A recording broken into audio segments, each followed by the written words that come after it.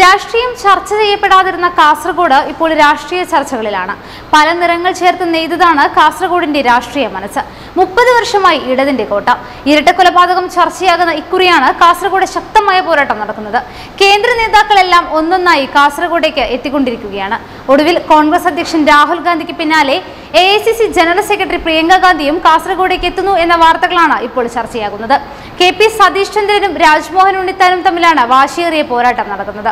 ഇപ്പോൾ എല്ലാവർക്കും ജയിക്കാൻ കാസർഗോഡ് വേണം എന്ന അവസ്ഥയിലായി. സാധാരണക്കാരുടെ കൂടെ നിൽക്കുന്ന സ്ഥാനാർത്ഥി എന്ന പ്രതിച്ഛായയാണ് CPM സ്ഥാനാർത്ഥി KP സതീഷ് ചന്ദ്രന്റെ പ്ലസ് പോയിന്റ്. പെരിയ ഇരട്ടക്കൊലപാതകം സൃഷ്ടിച്ച തിരിച്ചടിയിൽ നിന്ന് കരകയറാനുള്ള പിടിവള്ളി.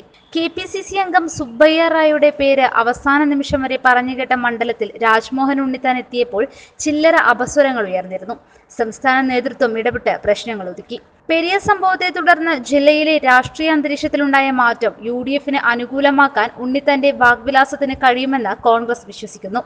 സുബ്ബയ്യ റായ്ക്ക് പകരം ഉണ്ണിത്താൻ എത്തിയതോടെയാണ് BJP രവീശ തന്ത്രി കുണ്ടാറിനെ സ്ഥാനാർത്ഥിയാക്കിയത്.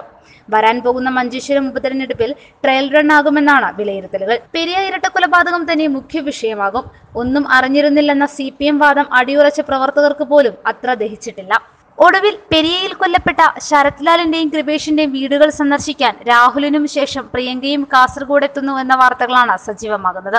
കാസർഗോഡ്, കണ്ണൂർ ജില്ലകളിൽ പ്രിയങ്കയുടെ റോഡ് ഷോ നടത്താനാണ് നേതൃത്വം ലക്ഷ്യമിടുന്നത്. കണ്ണൂരിൽ K സുധാകരനും വടകരയിൽ K മുരളീധരനും അംഗത്തിനിറങ്ങിയതോടെ മലബാർ മേഖലയിൽ തെരഞ്ഞെടുപ്പ് പ്രചരണത്തിനായി സ്റ്റാർ ക്യാമ്പയിൻ വേണമെന്നാണ് KPCCയുടെ ആവശ്യം. പ്രിയങ്കയുടെ വരവോടെ പ്രചരണത്തിൽ UDFന് മേൽക്കൈ ലഭിക്കുമെന്നാണ് നേതൃത്വം കണക്കുകൂട്ടുന്നത്. ശരത് ലാലിന്റെയും കൃപേഷിന്റെയും മട്ടന്നൂരിൽ കൊല്ലപ്പെട്ട ഷുഹൈബിന്റെയും വീടുകൾ പ്രിയങ്ക ഗാന്ധി കൂടി സന്ദർശിക്കുന്നതോടെ CPM കൊലപാതക രാഷ്ട്രീയം രാജ്യാന്തര ശ്രദ്ധയിൽ ഇടം നേടുകയും ചെയ്യും. News desk, top news Kerala. വാർത്തകൾ ഉടനടി അറിയാൻ top news Kerala YouTube channel subscribe ചെയ്ത് ബെല്ലൈക്കൺ അമർത്തി ലൈക്ക് ചെയ്ത് ഷെയർ ചെയ്യുക.